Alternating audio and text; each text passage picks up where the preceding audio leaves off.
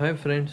तर पोलीस भरतीचे जे लेखी पेपर आहे ते काहीच दिवसामध्ये येणार आहे. तर त्यासाठी मी तुमच्यासाठी PYQ सेशन घेऊन आलो आहे, ज्यामध्ये मी तुम्हाला गणित आणि बुद्धिमत्ताचे प्रश्न सॉल्व करून देणार आहोत. जर हे क्वेश्चन सॉल्व केले तर डेफिनेटली तुम्हाला याचा फायदा होईल. याच्यातलेच क्वेश्चन आणि ह्याच पॅटर्नवरती तुम्हाला क्वेश्चन विचारले जाईल. त्यासाठी मी तुमच्यासाठी ही सिरीज घेऊन येतो आहे. तर हे रिअल क्वेश्चन असतील की जे पेपरमध्ये विचारले जातात आणि पेपरमध्ये विचारले आहे तेच क्वेश्चन मी घेतलेले आहे.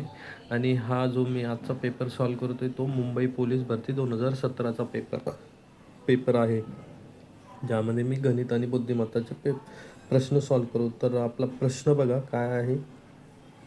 एका सांकेतिक भाषेत 21 ही संख्या 231 म्हणजे 21 जी संख्या आहे ती कशी लिहिली जाते? 231. आणि जी 53 ही संख्या आहे ती कशी लिहिली जाते? 583. तर त्यांनी काय विचारलं आहे आपल्याला? 45 ही संख्या कशी लिहिल्या जाईल? तर बघा, खूप सोपा प्रश्न आहे मित्रांनो. तर यामध्ये काय होतं आहे बघा, 21 जर बघितलं आपण तर त्यांनी काय केले, 21 जसेच्या तसे लिहिले. इथं 53 पॅटर्न जर आपण बघितला तर इथं आपल्याला 53 दिसत आहे जसेच्या तसे, म्हणजे स्टार्टिंगला 5 आणि एंडिंगला 3. तसेच 45 आपल्याला पण तसेच घ्यावं लागेल, बरोबर. आता आपल्याला हा मिडल अंक कसा आला ते बघायचं आहे. तर इथं 3 आला आहे. तर आता तुम्ही जर थोडा विचार केला तर बघू शकता 2 आणि 1 ह्या दोघांची जर बेरीज तुम्ही केली तर ती किती येईल? 3. तर आपण इथं 3 लिहिली ते दिसतं आपल्याला. 5 आणि 3 ह्या दोघांची बेरीज केली तर 8 येते, ती आपण मध्ये लिहिली. तसंच इथं 4 आणि 5ची आपण बेरीज करू, किती? 9, ते इथं येईल. तर आपला ॲन्सर काय झालं? 495. तर आपला ॲन्सर नंबर 2 आहे, किती? 495, 495. तर आपण चला दुसरा प्रश्न घेऊया. दुसरा प्रश्न काय म्हणतो, जर मॅन MAN हे NZM असेल तर वुमेन हे काय असेल? तर याचा असा प्रश्न आहे मित्रांनो. तर बघा, आता साठी कोडिंग डिकोडिंगचा हा प्रश्न आहे. क्वेश्चन नंबर 2 आहे आपला हा. तर कोडिंग डिकोडिंगमध्ये काय असतं, तर अल्फाबेटिकल सिरीज असते की न्यूमेरिकल सिरीज असते की ह्यामध्ये तो कोड असतो आणि तो डिकोड केलेला असतो. तर आपल्याला मग एक अल्फाबेटिकल जो वर्ड आहे तो डिकोड करायला सांगतात. तर यामध्ये काय, मॅनचा कोड काय? NZM. तर वुमेनचा कोड काय येईल? तर ते हे विचारलं मित्रांनो. तर हा पण एकदम सोपा प्रश्न आहे. तर अगोदर काय करायचं, तुम्हाला जर ABCDचे हे माहीत नसेल की 1 नंबरला कोणता अंक आहे, 2ला कोणता आहे, तर तुम्ही सरळ काय करा, एका 15-20 सेकंद लागतील, त्यामध्ये तुम्ही ABCD लिहून घ्या मित्रांनो. तर ABCDEFGHIJKLM हे लिहिले. तर असेच तुम्ही लिहा NOPQRSTUVWXYZ. मित्रांनो, तर बघा, ABCD लिहिली तर तुम्ही ABCD पाठ करू शकता. एच्या अपोजिटला काय येईल? झेड, बीचा वाय, सीचा एक्स, डीचा डब्ल्यू. तर नाही, तुम्ही पाठ करत बसू नका, काही टेन्शन नका घेऊ. याला काही जास्त वेळ लागत नाही ABCD लिहायला. ABCD असं पटपट लिहा. आणि ते लिहून घेतल्यानंतर तुम्ही ऑब्विसली याला नंबर पण देऊ शकता, पण नको, आपल्याला नंबरची गरज नाही, कारण आपल्याला कोड कशामध्ये दिला आहे बघा, वर्डमध्ये दिला आहे. तर MAN, मॅनची स्पेलिंग आहे M आणि A आणि N. तर हे बघा, MA आणि N, त्याचा कोड काय दिला आहे त्यांनी? NZM. तर एन, झेड आणि यम. तर आपल्याला इथं काही लिंक दिसते का? यमच्या खाली यन दिसतोय, हा.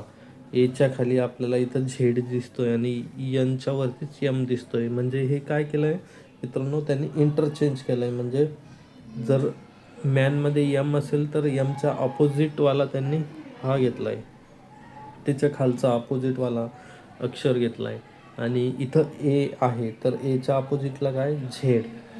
आणि इथं एन आहे आणि एनच्या अपोजिटला यम, म्हणजे त्यांनी अपोजिटवाला अक्षर घेतला आहे मित्रांनो. तर ते सरळ झालं. म्हणजे असं तुम्ही करू शकता. सेम असंच येईल मित्रांनो. तर यामध्ये कसं येईल बघा, आपल्याला कशासाठी कोड त्यांनी सांगितला आहे, तर आपल्याला वुमेनसाठी, वुमेनची स्पेलिंग काय?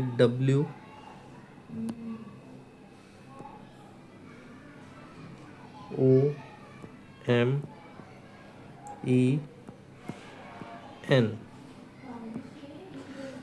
तर बघा आता डब्ल्यूच्या अपोजिटला काय येईल?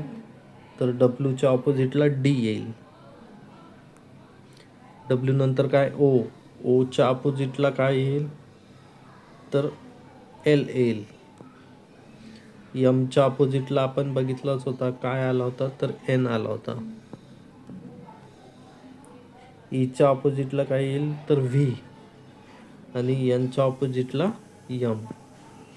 तर आपला कोड काय झाला? DLNVM.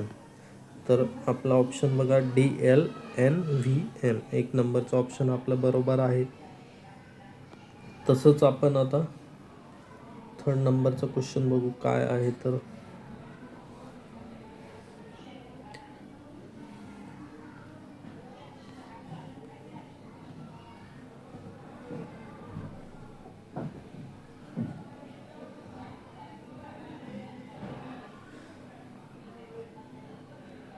थर्ड नंबरच्या क्वेश्चनमध्ये काय येईल?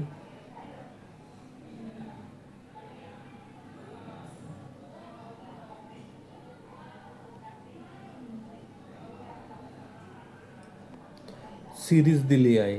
तर मित्रांनो बघा, तर कोणत्या टाईपचे क्वेश्चन येईल बघा. रिझनिंगमध्ये काय येईल तुम्हाला? अल्फा न्यूमेरिक सिरीज येईल किंवा न्यूमेरिक सिरीज येईल किंवा कोडिंग डिकोडिंग येईल.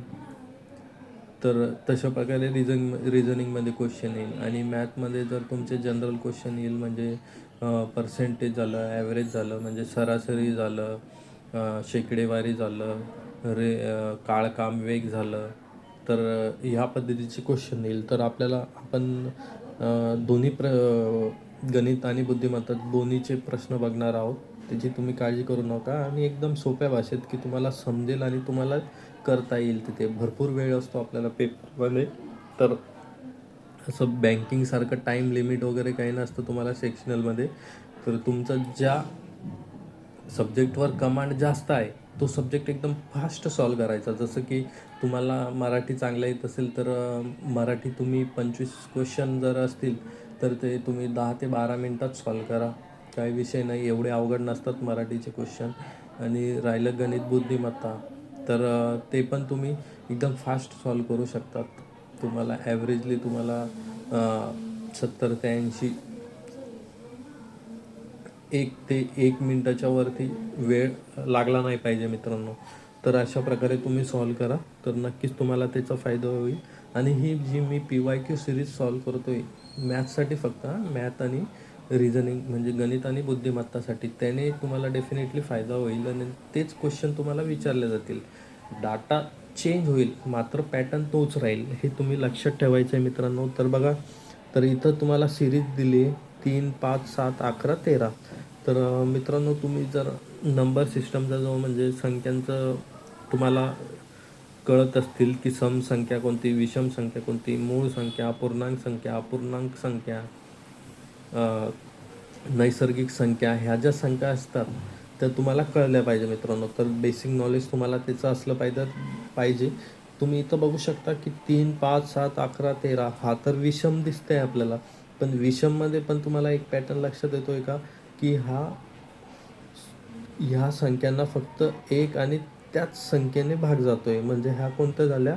तर ह्या मूळ संख्या झाल्या मित्रांनो. तर मूळ संख्या कोणत्या आहे, स्टार्टिंगला कुठून सुरू होतात, 2, 3, 5, 7, 11, 13, नंतर 17, 19, 23, 29, 31. तर ह्या मूळ संख्या आहे मित्रांनो.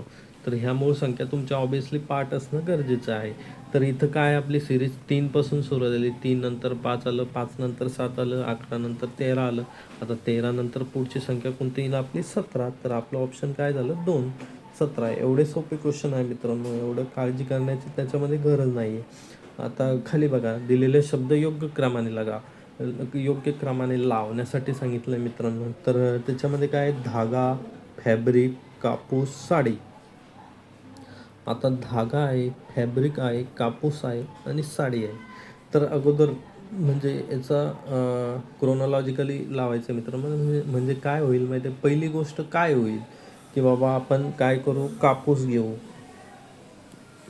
मग कापूस घेतला की नंतर काय करू आपण, त्याचा धागा तयार करू. मग धागा तयार केला की आपण काय करू, त्याचं फॅब्रिक बनवू. फॅब्रिक म्हणजे काय, एक कापड बनवू. कापड झाल्यानंतर आपण काय करू, त्या कापडाचं साडीमध्ये रूपांतर करू, त्याच्यावर नक्षीकाम वगैरे करून. तर हे झाली त्याची क्रोनॉलॉजी. तर आपण सगळ्यात पहिले काय घेतलं, कापूस, मग त्याचा धागा तयार केला, नंतर फॅब्रिक केलं म्हणजे कापड तयार केलं, नंतर त्याच्यापासून साडी तयार केली. तर हे झालं आपलं ऑप्शन. पहिलं ऑप्शन काय आलं, कापूस. कापूस म्हणजे सी. आपल्या इथं सी वरती ना कापूस आणि धागा ए. तर आपलं सी नंतर काय येईल, ए.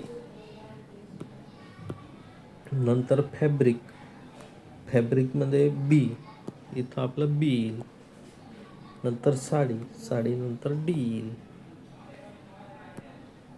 तर ऑप्शन बघा, CABD आहे का कशामध्ये, CABD, हां, ऑप्शन क्रमांक 2मध्ये आहे. तर आपलं हेच आन्सर झालं मित्रांनो. एवढा सोपा क्वेश्चन होता. तर पुढचा क्वेश्चन बघू आपण.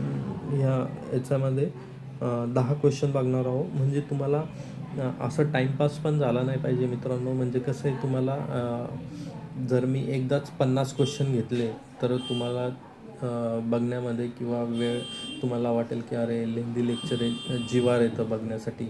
तर त्याच्यामुळे एकदम 10-10 क्वेश्चन घेईल मी, 10-15 मिनटाचे. तुम्ही चहा पिताना, नाश्ता करताना बघू शकता.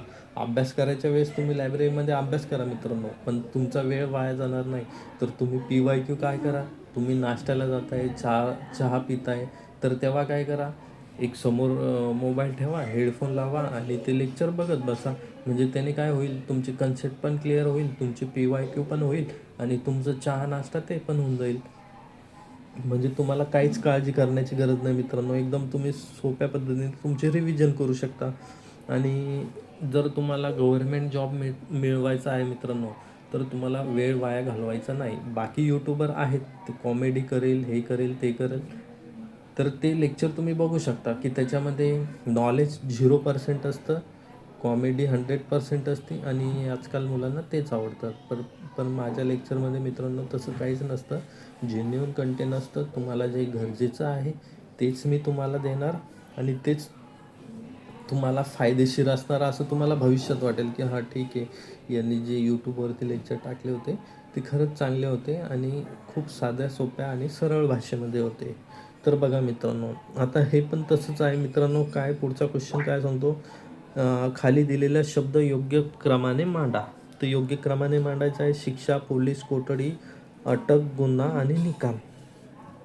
तर हे बघा, तर अगोदर तुम्ही आता पोलीस स्टेशनमध्ये गेलात मित्रांनो, तर हे तिथल्या काळानुसार म्हणजे म्हणजे कोणती गोष्ट अगोदर घडली त्याच्यानुसार आपल्याला लावायचे.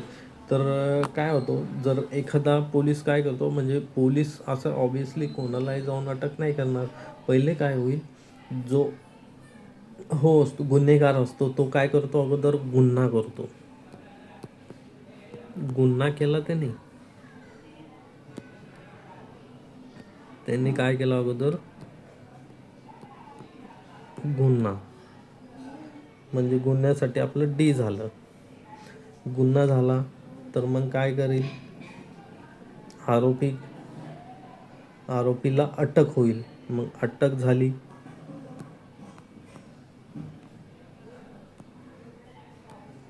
हे बघा, गुन्हा झाला नंतर अटक झाली, पोलीस अटक करेल. मग आपल्याला दिसतंय का डी सी इथं दिसतंय, म्हणजे आपलं हेच ऑप्शन येणार आहे मित्रांनो.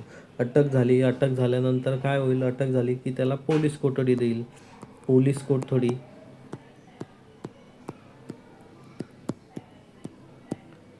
मग पोलीस कोठडी झाल्यानंतर त्याला काय होईल, त्याला शिक्षा होईल.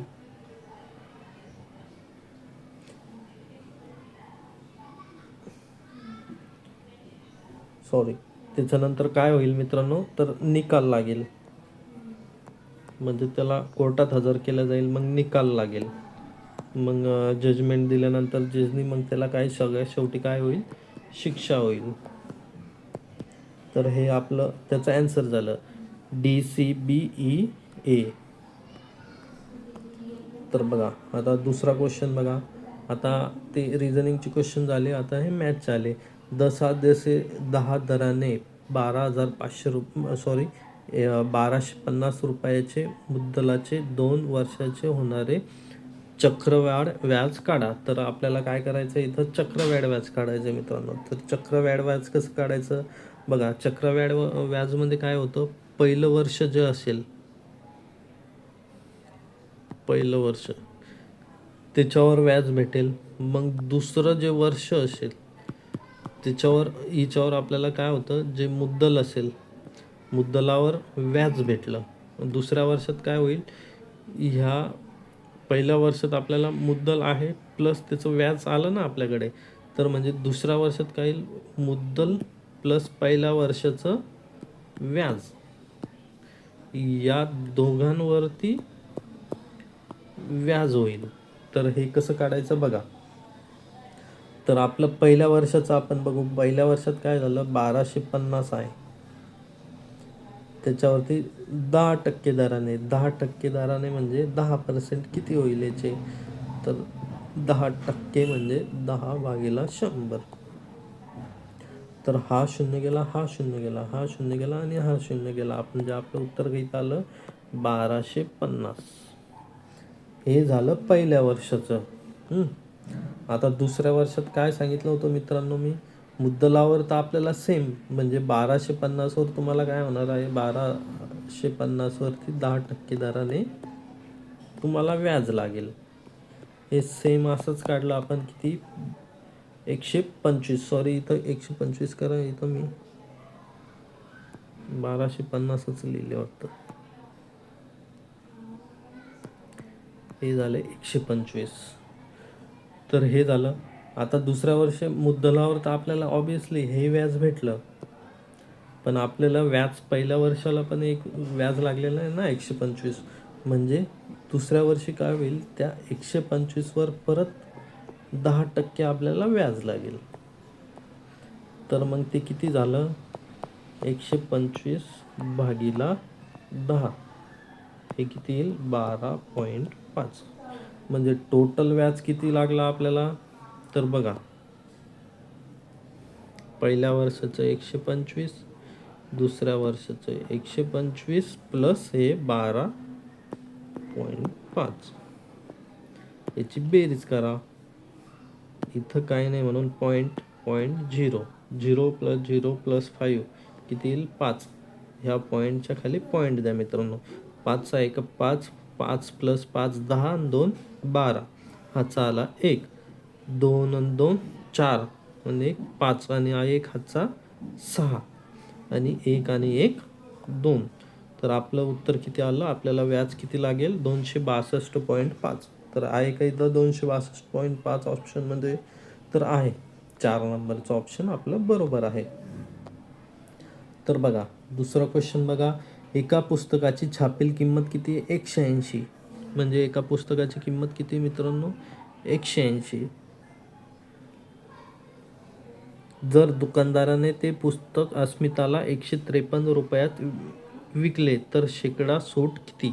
तर आपल्याला शेकडा सूट काढायची मित्रांनो. तर त्याने कितीला विकलं, त्याची छापील किंमत म्हणजे मार्केट प्राईस किती होती 180. आता यांनी खरेदी किती केलं ते अस्मिताने 153 रुपयाला, म्हणजे दुकानदारांनी सेलिंग प्राईस म्हणजे किती असेल त्याची 153. आता याचं डिस्काउंट बघा, म्हणजे याची जर डिफरन्स काढला आपण, 180चं पुस्तक होतं तुम्हाला भेटलं ते 153 रुपयात, म्हणजे तुम्हाला डिस्काउंट किती भेटलं तर 180मधून 153 काढा तर किती उत्तर येईल त्याचं 27, म्हणजे तुम्हाला 27 रुपयाचं डिस्काउंट भेटलं.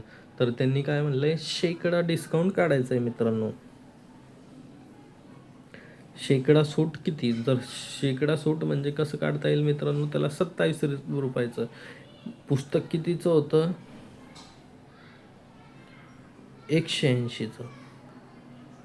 180 म्हणजे ते किती पर्सेंट होतं आपलं 100% किंमत आहे झाली ना त्याची. मग आपल्याला ते किती रुपये सूट भेटली 27 रुपये, तर हे 100% झालं. तर हे 27 म्हणजे किती टक्के, तर हे आपल्याला असं काढायचं आहे मित्रांनो. तर बघ, याचा तिरकस गुणाकार करा मित्रांनो. इथं एक्स घेऊ शकता तुम्ही. तर याचा तिरकस जर गुणाकार केला तर 180 गुणिला एक्स इज इक्वल टू 100 गुणिला 27. तर बघा हे किती येईल, एक्स इज इक्वल टू 100 गुणिला 27 भागिला 180. तर बघा हे असं काढायचं मित्रांनो. तर हा शून्य गेला, हा शून्य गेला. आता 27 आणि 18 राहिले. 27ला कशाने भाग जातो, 9ने. याला 9ने भाग जाईल ना, 9 दोन्ही 18, 9 त्रिक 27. आता 2ने परत ह्या 10ला भाग जातो, 2 पंचे 10, म्हणजे एक्स इज इक्वल टू किती आलं आपलं 5. हे 5 आणि हे 3, 5 गुणिला 3 म्हणजेच किती 15%. आपली एकची किंमत किती आली 15. तर आहे का ऑप्शन इथं तर बघा 3 नंबरचं ऑप्शन आपलं आहे 15% झाला. दुसरा क्वेश्चन सॉल्व करूयात मित्रांनो. एकदम सोपं आहे मित्रांनो. तुम्ही जर कॅल्क्युलेशन फास्ट करत गेला तर याला काहीच वेळ लागणार नाही. एकदम सोपे पद्धतीने तुम्हाला प्रश्न विचारले जातात, कारण काही अवघड नसतं. पोलीस भरतीच्या पेपरमध्ये MPSC सारखा तुमचा पेपर विचारला जाणार नाही किंवा बँकेसारखा तुमचा पेपर विचारला जाणार नाही. एकदम सोपा असेल. तर हे बघा, दसा दशे 10 दराने 12,500 रुपये 2 वर्षाचे होणारे चक्रवृद्धी. हा क्वेश्चन परत आला मित्रांनो. तर आपल्या इथं 262.50 उत्तर आलेलं होतं. चुकून हा परत घेतलं गेलं वाटतं.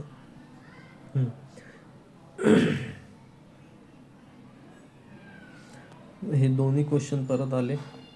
तर बघा आता आपला पुढचा question 81 raise to the power 1/4 म्हणजे 81चा घातांक 1/4 हे आपलं आहे.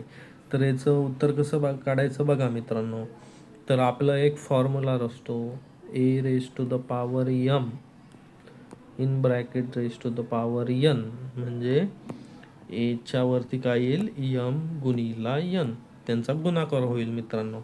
तसंच इथं होईल कसं, आता 81 आहे तर 81ला आपण तुम्ही बघू शकता 81 कशाचा वर्ग आहे 9चा वर्ग आहे. तर याला काय करा 9चा वर्ग, मग त्याला कंस करा, वरती काय 1/4.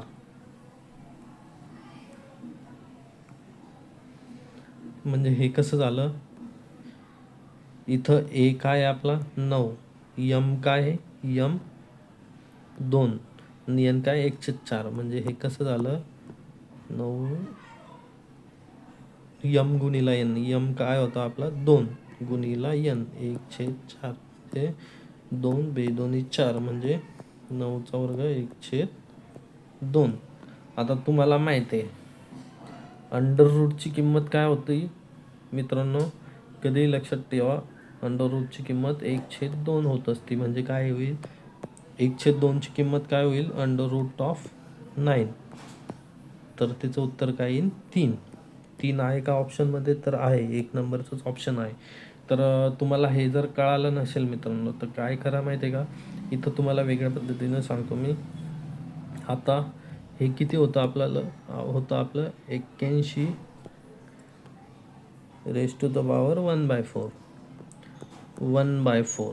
आता 81 हा नंबर तुम्ही असा पण बघू शकता की बघा 3चा वर्ग किती होतो 9 आणि 3चा घात 3चा क्यूब किती होतो तर 27.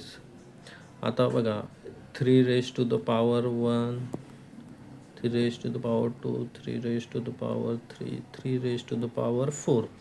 तर याचं उत्तर 1 येतं. याचं उत्तर याचं उत्तर 3 येतं. याचं उत्तर 9 येतं. याचं उत्तर 27 येतं. आता 3 रेज टू द पॉवर 4 म्हणजे काय 3चं 4 वेळेस मल्टिप्लिकेशन. 3चं 4 वेळेस मल्टिप्लिकेशन म्हणजे 3 गुणिले 3 गुणिले 3 गुणिले 3. आता 3 गुणिले 3 होतं 9. 3 गुणिले 3 होतं 9 म्हणजे 9 गुणिले 9 म्हणजेच 81. ओके. तर म्हणजे 81 कसं लिहू शकतो आपण 3चा घात 14 लिहू शकतो ना आणि 1/4 म्हणजे 3 4 गुणिला 1/4. हे 4 कटले हे 4 कटले तर उत्तर काय आलं 3चा घात 1 म्हणजेच किती 3 उत्तर आलं मित्रांनो आपलं.